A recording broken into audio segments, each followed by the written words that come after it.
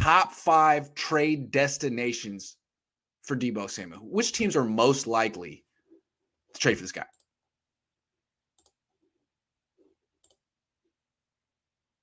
I got to unmute myself in order to be heard. That is key.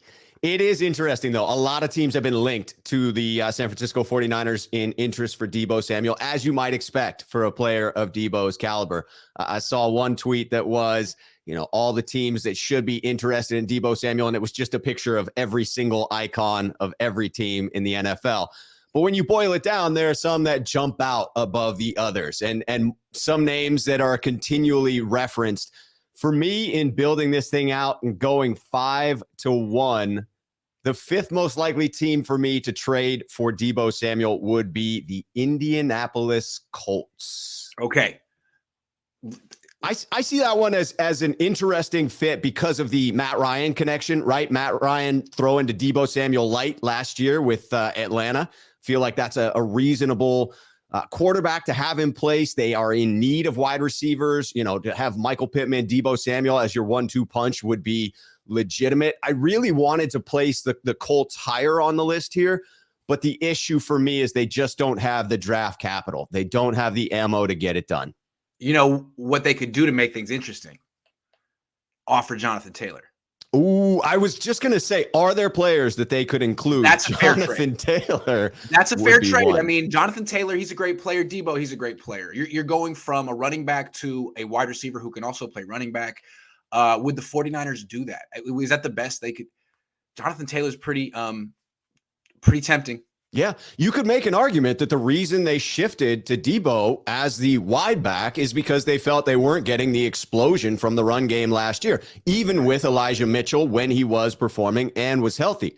Jonathan Taylor would certainly make up for that lack of production. You would still need to go out and find some wide receiver production, but a lot of people are assuming that Brandon Ayuk is going to make a major leap, and maybe the 49ers feel that way as well. Yeah, I think it's a really interesting suggestion. All right, number 5. I'm going to do my top 5 after you. You go to number 4 now. Okay, number 4, I have the Green Bay Packers. Unlike the Colts, when you look at the Packers, they have a number of picks that they could include in this deal. They've got 22, 28, 53, 59, 92, 132, 140. So they could put together any type of a package that they want to. I was a little bit surprised in comparing values of the deals, but the Packers got back pretty good value for Devontae Adams. I would immediately question, why would you want to send away one star wide receiver that and bring in another that isn't familiar with your system? So that, to me, presents a little bit of the question, why would the Packers be motivated to do this? But if they can send out a package that is less valuable than the package they took in, it would be a net win for them. They certainly have the flexibility to do it. The question for me on the Niners side becomes, is that off limits? Do the Niners view the Packers as a team they will eventually run into in the playoffs? And do they want to avoid trading Deebo to that type of a team? That's the way I look at it. I feel like the Packers would love to have Deebo Samuel. They're desperate for wide receivers. I mean, they didn't want Devontae Adams, but maybe Deebo's a little bit younger. I could see them wanting Deebo. I can't see the Niners trading Deebo to the Packers. Although, maybe funnier things have happened, They have. And at some point, you have to explore that. I know we'll touch on, does it make sense to eliminate every team within one conference, or should the 49ers be open to that? We can hit that a little bit later. This is a type of scenario that is a bit unprecedented. It's not very often that you have a caliber of a player of Deebo's caliber coming up for extension, and very seldom that you also trade that individual. It just so happens to have already happened twice this offseason. Okay, number 3 on your list. Number 3 is the New England Patriots on the list. I see this one as a fit with Mac Jones, who has a very similar skill set to Jimmy Garoppolo, and that was a successful pairing for Deebo Samuel. This feels like the kind of move that Bill Belichick might try to make. They have some flexibility to get it done. They've got picks 21, 54, 85, and 127.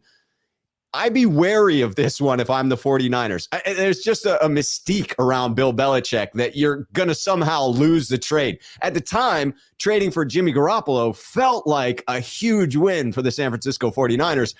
looking back on it, you start to wonder if that actually was the case. Seems like a good scheme fit. Would it be a good culture fit for Deebo Samuel? That's the question that I can't really answer. They made room for Kendrick Bourne, so you would think they could make room for Deebo's personality as well. So what is New England trading? They're trading 21. They have 21, 54, 85, and 127. My guess is that it would probably be something like 21, 54, and 127 that would come to the right draft capital amount. Or 21, 54, and a pick and a second rounder next year. Right. Hey, it could happen. It could happen. I like it. Very Absolutely clever. I like could. It very much. Okay, that's a good one. That's a good one. Next on my list, the next two come with great flexibility, and I think that's paramount in getting a deal done for Deebo. You've got to make it seem both robust and a win for each side. There is a PR element to this, right? So my number two is the Philadelphia Eagles. Again, it comes back to a question of, are you willing to trade within the conference? But I think less so with the Eagles than the Packers. You have to view the Packers as a team. If you consider yourself, the 49ers, to be a playoff caliber team, you're going to run into the Packers, right? Yeah. Aaron Rodgers stayed. They're going to be in the playoffs, barring some sort of an injury or some fluke in the season. The Eagles are a borderline playoff team. Maybe they're a solid playoff team if they add Deebo Samuel, but maybe not. The 49ers may not view them as the same level of threat. Certainly, Howie Roseman is a deal maker. He's already made a deal this offseason to bring in a first rounder and accrue some draft capital for next year. Philly has the 15th, 18th in the first round. Then they have 51, 83, 101, 124. So again, maximum flexibility that they could put together any number of those picks to come up with the right value for Deebo Samuel. And they're sitting with a quarterback on a rookie pay scale. And those are supposed to be the teams that can pay wide receivers like this. I mean, that's a hint for the 49ers to look at, but hey, what do I know? Okay, give me number. I like the Eagles a lot, actually. They're going to be in my list as well. They definitely have the assets to trade. They could trade 15 and 51 right now. Yes. That would be a fair trade, 15 and 51. It would. So, yeah. It would. Okay, it wouldn't seem like the windfall of picks I think that the 49ers might want, but value-wise, it's there. I mean, people want to see numbers, and we'll get into that later, but it's all about that trade value. I love how the Niners, hold on real quick. I love how the Niners spend like all offseason just implying to Deebo, like, you're not that good. We can replace you. You're just a running back, yada, yada, yada. And then it's time to trade him. He's like, this guy is worth 8 first-round picks. You know what I'm saying? Like, word. Bulletproof. Yeah. Just like how you did Jimmy, man. This is Jimmy situation 2.0, I swear. All right. Yeah. Yep. Yeah, I mean, you shoot yourself in the foot when you're attempting to really get that cheap deal for Deebo, and all of a sudden that backfires, and now you're trying to trade the dude that you were just trying to bring his value down. Okay. That's not a good situation to be in. My number one is a team that already knows Deebo. I think that that's the type of team that's going to be most interested in getting a deal done. This is also a team that has been involved in some of the other trade talks. It's the obvious one. I see the New York Jets as that number one potential team. They have, again, that great flexibility. They have picks 4 and 10 in the first round. Both of those would be a little rich. The 10th pick by itself could be the right type of value. That would be just above the 2 deals that took place for Devontae Adams and Tyreek Hill. The Niners could then immediately say, we won the trade. They could trade back from that pick and accrue additional picks. I'm not sure the Jets are going to be willing to part with that first rounder. That would leave picks 35, 38, 69, 111, and 117. So again, even if you're unwilling to take the first rounder or give the first rounder, you do have enough draft capital to make up for that. It just becomes a question of whether the Niners need to be able to say they got a number one pick in return. That's the thing. Like, I feel like the trade package you just proposed from the Jets, the second rounders and all that stuff, is a good trade package. But there's a reason the Chiefs didn't take it for Tyreek Hill. I think you want to say we got a first round pick. Like, absolutely. The first round pick they got from Tyreek Hill was way late, right? Yes. Way late. 30 or something? 28, I think. Right, but it's essentially, I mean, it was so close to the Jets package, but they can say they got a first round pick. Exactly. I don't see John Lynch trading Deebo Samuel and not being able to say, I got a first round pick for this guy. I mean, look at So, what happened with Jimmy Garoppolo, right? It was, yeah, hey, we have a value assigned to this player, and we're going to hold out for that value. That's worked out. that's a problem. I'm glad that you saw the parallel there because I'm going to talk about that in when we talk about price.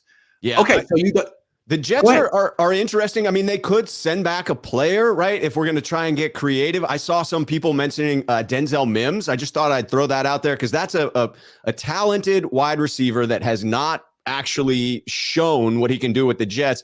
Could be a new destination, would reinvigorate his career. He's someone that I had my eye on coming out of college. I thought he was going to be a solid wide receiver, just hasn't, hit that level yet with the Jets. But a fresh start could be the answer. All right, let me do my top 5 list. I liked yours very much. It was quite good. Here's how I'm going. Number 5, the Houston Texans. I mean, they have needs for Ooh. everything. Yes, They they have do. they have a quarterback. They have cap space. They have a quarterback who could. I mean, every quarterback could use Deebo, but you want Davis Mills to work out. Give him Deebo Samuel. They also have the 13th pick. They have the 80th pick.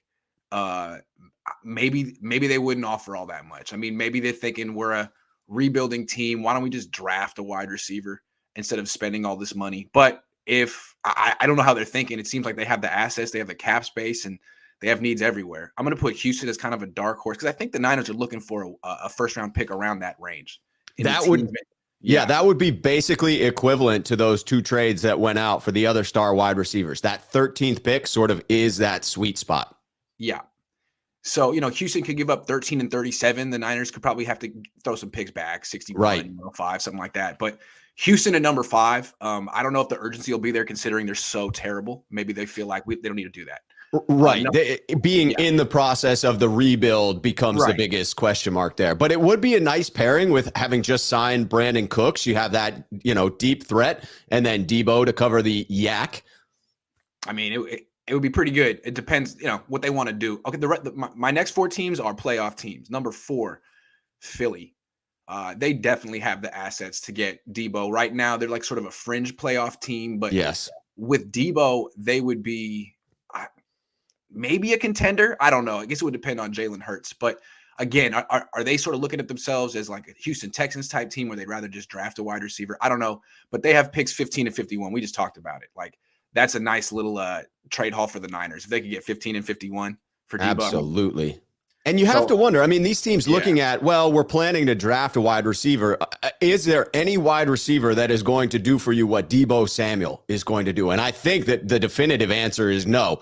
This is a deep wide receiver class, but not super top heavy. There's not a Jamar Chase jumping off of the page in this draft. So if you really want to take a step up, Right. you really want a game-changing player, Deebo does seem more appealing than taking a wide receiver at one of those picks for the And I know Eagles. like Deebo's a wide receiver, you're going to use him as such, but he's also a running back. And imagine him and Jalen Hurts in the backfield together. That's Oh, tough. goodness. Okay, number 3 on my list. This is a dark horse. You didn't mention this team. The next 3 teams you did not mention. We have different lists. This team, they don't currently have the cap space for it, but you can always get creative. The Dallas Cowboys. Ooh, This is the kind of thing that Jerry Jones would be all over because he could profit at Jerry World. This will bring people to his games. He can sell Deebo jerseys. This will make the Cowboys are like still not quite as relevant as he wants them to be. They right. were, I mean, they lost at home to the Niners last year. You want to really be a contender, figure out a way to get Deebo Samuel. And what the Cowboys could do is they have picked just like the Patriots. They're picking in the 20s, but they could offer 24, 56, and a second rounder next year. And I don't know if the Niners would go for it. And I don't know if Jerry Jones is shrewd enough to do it, but this is a really good opportunity. He should be all over this. I really like that dark horse because this is an offseason where the Dallas Cowboys, one of the biggest names in the NFL, have been an afterthought. I mean, Yeah. when's the That's not last what he time that wants. they came up other than in losing Amari Cooper, right?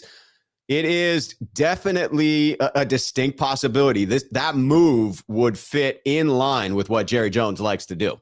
It seems like such a Jerry Jones move. All right, but I have him at number 3. The next 2 I think are much more likely. Number 2, the Kansas City Chiefs. Now, I know some people may see, well, they didn't want to pay Tyreek Hill. Okay, Right. well, Tyreek Hill's a little bit older. Tyreek Hill was not as good as Deebo last year. I mean, Deebo Samuel has led the league in yards after the catch per reception 3 years in a row. Deebo Samuel is on another level, in my opinion. And this is another team that, like, right now, without Tyreek Hill and without Deebo Samuel, I don't think anyone's really looking at the Chiefs as a team that's going to win the Super Bowl. There's a playoff team that definitely took a step back. With Deebo, I think a lot of people would look at them as the Super Bowl favorites. If they had, I mean, you give Deebo to Patrick Mahomes and Andy Reid, and what they can do, what they can offer is they have 2 first-round picks this year. Now they're late. It's 29 and 30. And maybe that's not enough. Maybe they would have to throw in another pick in round 4 or something like that. But still, if they want to win the Super Bowl this year and not waste a year of Patrick Mahomes' prime, they could offer 2 first-round picks. And if they do, I don't see how the Niners can turn that down just because it sounds so great. 2 firsts. Wow. Yeah. I mean, that would be a win, even though the actual value is very similar. It's that perception of winning the trade that is very important. This one I looked at. I mean, obviously, Kansas City is a name that has been thrown around. To me, it was a tough one to sell because of they just got rid of Tyreek Hill. And I had to question the logic there. If they know Tyreek Hill in the building, he's familiar with the system, he's complementary to the skill set that you have in your quarterback. Not to say that Patrick Mahomes can't make every throw on the field, because I think that he can, but he certainly has a beautiful deep ball. Tyreek Hill complements that very nicely. When I looked at the matchup with Deebo there, it just didn't seem to be quite as natural of a fit. So my thought was, if they're not willing to pay Tyreek Hill, why would they then go bring in someone that they're not as familiar with, that doesn't complement Patrick Mahomes' skill set as well? But certainly, to your point, they are contenders. They have the draft ammunition, and they have the quarterback in place to where Deebo is going to be used successfully because of Andy Reid's ability to scheme and Patrick Mahomes' ability to make every throw on the field. If you remember last year, a big story with the Chiefs was that they couldn't really, the people were taking the deep ball away from them. They're playing 2 high safeties. Everybody playing cover 2. Exactly. So maybe the Chiefs feel like, you know what, Tyreek Hill is getting a little bit older. He's not as effective anymore the way we use him. Clearly, they're going to replace him. I don't think they're thinking like, let's just get rid of Tyreek and bring in Juju and we're good. Like, they're going to draft someone or they're going to trade for someone. And if you want to replace Tyreek, I mean, if you have to transition to more yards after the catch because they're going to play so much too high, then boom, Deebo. So anyway, that's a good strategic counterpunch to that move that defenses are making against KC. But you bring up a good point. I don't know what they want to do financially, and that's why they're not my number 1 team. The number 1 team on my list, another dark horse, but another team that is sort of a fringe playoff team without him, and with him becomes a contender. The Baltimore Ravens. The Baltimore Ravens. Wow. Okay? They have the 14th pick in the draft. So that's right in the sweet spot, right? One pick after Houston, 1 pick before Philly. I mean, they have 7 picks in the top 130, and they've already tried to make an offer. This was reported. They already made an offer to the Niners, and the Niners rejected it. Now, I'm guessing they didn't offer their first-round pick yet, but that's okay. I mean, this is the initial offer. That's how it works, right? You don't just throw it all in there. So if they call back and say, okay, how about 14 and 76 for Deebo? I have a tough time seeing the Niners getting a better offer. Now, if the Jets come through with 10, by all means, but I don't think they will. And if the Houston Texans come through with 13, then great. But that's a team that might feel like they don't need to do that. Baltimore is very much in win now mode, and they're not going to win the Super Bowl without Deebo Samuel this year. Baltimore. I really like that pick. It allows the Niners to send Deebo out of the conference, which I'm not entirely convinced needs to be the case, but is always going to be preferential. I like the idea of pairing Deebo Samuel with a mobile quarterback. Yeah, Greg Roman would eat that up, right? I mean, to be able to scheme around Deebo Samuel within the run game, that feels like a really nice pairing. I mean, you have the wide receiver there, Hollywood, right? That already is your deep threat. That's a complementary 1-2 role with Deebo and Hollywood. That is an intriguing one. I really like that. They already called the Niners. The Niners already said no, but I mean, it's a process. So we'll see what happens. That's a team that we know is interested, as they freaking should be. I mean, honestly, 10 to 15 teams should be interested. That's absolutely true. Everyone should be making phone calls. Everybody should be inquiring to see where the 49ers are at with this. And it's entirely possible the Niners are hardline stance. We're not trading them unless we're really blown away. But we don't know behind the scenes. If this thing has gotten as toxic as it seems from the outside, a trade could be an inevitability. And in that case, the Niners need to be talking to everybody, getting creative. And every team in the league needs to be having this discussion. Like, should we do this? For example, the Atlanta Falcons. All right. I mean, Right. Are you tanking or because you have the 8th pick in the draft? Essentially, Right. you could have Deebo if you want him, right? So you have to decide: is that something you want to do, or are you not really like playing for now? Every team with like the 8th picking up that needs. I mean, every team needs to consider it. The teams that could fit in Jimmy Garoppolo need to seriously consider, do we want to trade for both? Atlanta could be a destination like that. Yeah, they signed Marcus Mariota, and it was a cheap enough deal that you could still bring in Jimmy Garoppolo and Deebo to that situation and get away with it. The same could be true for Carolina, where you could package both players, and there does still seem to be a Deebo-Jimmy connection. Forever says Parag fired if Deebo traded after this fiasco. They will never fire Parag. He's best buds with Jed. He's been there forever. He knows too much. He knows where the bodies are buried. He knows too much. Revenge says he's not getting traded. Are you sure? You sure? I hope that's the case. I truly hope that the Niners get a deal done and the sides come back together, but it looks pretty bleak. Benny says, love the show. Grant. Deebo is a 71.8 I would pay for. Shout out Richmond, California. Is a $70 I would pay for. I'm sorry. It's a little early today. It is a little early. $70 man. That's steep. That's like LA prices. I'm just saying. $70. Ugh. But yeah, I mean, I guess if it's Deebo, I guess I would have to just try it just to say. We're not talking about mids here, Grant. No, absolutely not. Gammon says, poll in the chat. Traded first, Jimmy or Deebo. Poll in the chat. You guys tell me. I don't know. I like it, though. Richie says, yeah, this is going to be mismanaged like Jimmy G. They will ask for 8 first-round picks and end up with nothing. Jimmy and Deebo will be on after the draft. That's actually the point I was going to make. I was waiting all day to say that. But yes, this is what the Niners do. The Niners are like, oh, we have to trade someone? Okay, he's worth this. And the market's like, no, he's not. And they're like, you don't say what he's worth. We say what he's worth. Yeah. We determine his market value. No, you don't. After you say you don't like him. The Niners are like that dude on Craigslist that lists like a Honda Civic for $60K firm. $60K firm. That's it. Have you seen the report of Mike Lombardi on Jimmy Garoppolo? No. I'll check it out, though. Arturo says, I think if they trade him, it has to be a king's ransom. The Niners need to be the clear winner of the trade. This is the problem. This is what's going to lead them to never trading Deebo and then getting nothing for him. His value just plummeting like it did with Jimmy Garoppolo. Going for the nuclear option. How about nowhere? Hold on. You think it's gotten bad now? I mean, Deebo did all this before the draft. I think he thinks he's getting traded before the draft. Wait till he doesn't get traded. Wait till the draft comes and goes and he's still on the Niners. What do you think is going to happen next? Oof. If there is a nuclear option and he hasn't gone to it yet, it's coming. I don't think he's messing around. Teddy says, can we be honest about this new regime? We draft and sign good skill players. Also, is it possible Niners are controlling the narrative here? That's true. I mean, they got Kittle and Ayuk controlling the narrative. I think they're trying to. I think they're trying to make it seem like Deebo's leaving for every reason other than their, lowball non-offer. They haven't even offered him a contract yet. They're like, well, he wants to be closer to home. He doesn't want to play running back. Like, basically saying like, you can't really talk to this guy. You can't negotiate with him. And he's like, what?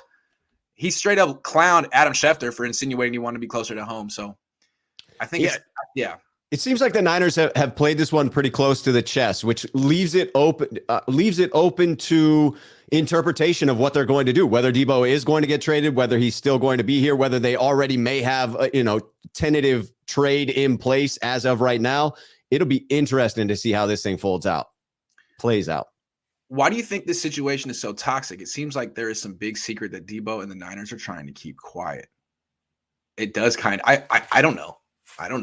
Yeah, I'm an Occam's razor, simplest explanation being the easiest and the best in most cases.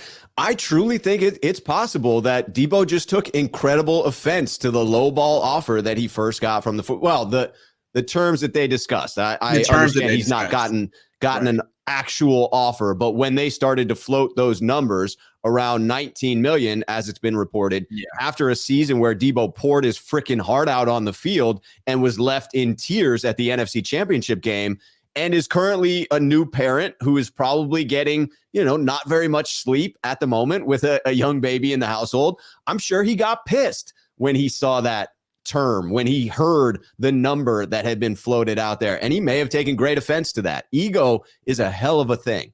I mean, this all fell apart the night that he had dinner with John Lynch and Kyle Shanahan.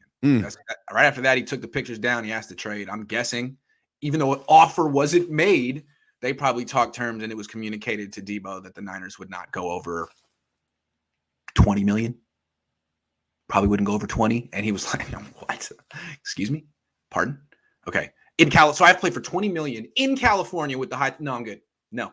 And they're going to be like, oh, he doesn't like California. Like, yeah, not at $20 million. He'd love it at 27. Are you kidding? That's my point. There is a number where Deebo loves California, where Deebo doesn't care about being near his family. There is a number. Yeah, but if you're gonna lowball him, it's like getting double lowballed. It's like It's not even 20 million, right? Like it's not what 20 million would be in Texas or Florida or Nevada or Washington. You know what I mean? So no. Anyway, I blame this on the bottle of wine you bet with. I actually shied away from this bet. Me and my dad both felt that Deebo would not get traded. I missed a golden opportunity. I bet on Jimmy. I said Jimmy's going to be on the team week 1. That's a long shot. That is a long shot. I pick really bad bets. If you check Rich's Twitter, he's screenshotted it. Okay. Rich, we just know that it's Rich Madrid. Okay, that's cool. We know it's Rich Madrid. Where you at? I love Rich. Where you at? I don't even see Rich. Do I not follow Rich anymore? Where you at, Rich? Dude, I don't know. Huh? He's hiding. Where you at, Rich? Oh, there it is. He's called himself Rich now. Okay. Screenshot. Nope, don't see it. Oh, here we go. The thing about the Mike Lombardi party you were saying, but okay, hold on. Give me the screenshot. Okay, here you go. I'm told this reliably. At the owners' meetings, Kyle Shanahan was asking other teams, why aren't you interested in Garoppolo? He's better than what you have, Lombardi said. And they don't want to give Garoppolo away, and Garoppolo is certainly valuable, and yet they don't want to have to just give him away. And I think ultimately that being tied up is what's creating the issue with Deebo, and of course all these other contracts too. Thanks, Mike. All right. So all right. So Kyle's trying to convince people that he's been trying to convince people that he likes Jimmy for years, dude. No one believes you. Unfortunately, they have seen the images of Kyle's face on the sideline in response to some of Jimmy's throws, right? You can't cover that up. Kyle's poker face is non-existent. It is clear as day when he's pissed off at Jimmy Garoppolo on the sidelines. And I love how he's trying to spin it. He's like, okay, yeah. Like, Jimmy's kind of trash, but your quarterback's way more trash. Yeah. Your quarterback trash. That's pretty funny to me. It was like, I don't know about that. Our guy actually might have potential. Your guy has been frustrating you for the last 4 years. We see the face. We get the coach's film. James, thank you. Gabriel, how about Detroit as a destination? They could offer 32 and 34. Yeah, that's fair. Hold on. Let's talk about it. Detroit. But they're kind of like Houston. Like, there's really no reason. That's the question I have is any of the teams that are closer to a rebuild? The one angle with Detroit that you could wrap your head around is they're going through a culture shift. Yeah. They're attempting to get to that place. Dan Quinn, not Dan Quinn, but leading the way sorry, I blanked on the head coach there. Dan Campbell. Thank you. It was a Dan. It was close. They're trying to really reset that. And Deebo, with the mentality that he has, the dog mentality, the physical way in which he plays, you could see that as a piece that you might want to build around. So even though Detroit falls into that rebuild category, they might be interested in a centerpiece like Deebo as a part of that rebuild. Also, remember, the Lions probably would have beaten the 49ers week 1 if not for Deebo. They got an up-close look at Deebo changing a game. What do you have, like an 80-yard touchdown or a 75-yard, 60-yard touchdown, something crazy. Anyway, they know.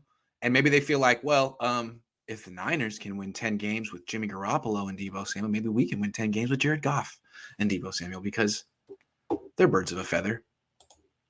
Is the relationship beyond repair? Ask Deebo. It seems like he would know. I don't know. I have to say no to that because there's an amount of money that fixes everything, Grant. That amount of money may be way more than the Niners are willing to pay, so there may not be a deal that can be done, but there is a dollar figure that would fix this. Right. It's the Jerry Maguire principle. It's the show me the money principle. All right, show me the money.